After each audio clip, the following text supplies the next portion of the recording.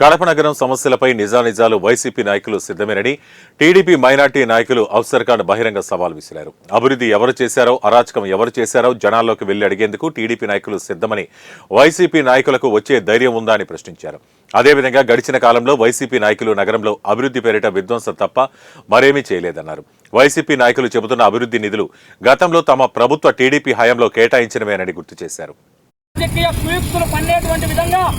మా యొక్క జిల్లా అధ్యక్షుడైనటువంటి వాసు గారి గురించి మరియు మా యొక్క ఎమ్మెల్యే మాదిరెడ్డి గారి గురించి అనేక తప్పుడు మాటలు మాట్లాడినటువంటి విషయాన్ని నిన్న మనందరం మీడియాలో చూసినాం.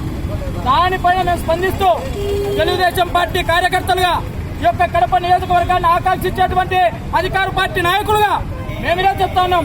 వాళ్ళు నిన్న ఏమడిగారంటే ఏ సందుకన్నా పోదామా చూపిస్తాం పని అని చెప్పేసి నిన్న మాట్లాడినటువంటి నాయకులందరికీ మేము తెలుగుదేశం పార్టీ తరఫున సవాల్ చేస్తా ఉన్నాం.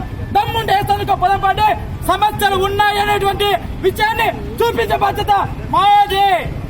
అక్కడ సమస్య ఉంది అని తెలిస్తే కనుక దాన్ని మీరు సానుకూలంగా తీర్చలేకపోతే మీరందరూ కార్పొరేటర్ రాజీనామాకు సిద్ధమా అని చెప్పేసి మేము అడుగుతా ఉన్నాం.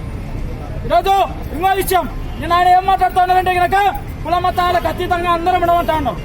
అన్న, ఈ కడప నగరంలో కుల మతాలకు అతీతంగా ఎవరు ఎట్లా ఉండింది మీరే చెప్పాలా, మేము వినాలా? ఇదే 7 రోడ్ సర్కిల్ సాక్షిగా గారు కార్పొరేషన్ కాదా మన వాసు గారు మాధవి గారు వీళ్ళ గురించి ఏదో చెప్పారని వాస్తవాలు తెలుసుకోకుండా వాస్తవాలు మాట్లాడడానికి చేయి కాకుండా అన్ని అనవాస్తవాలు మాట్లాడినారు.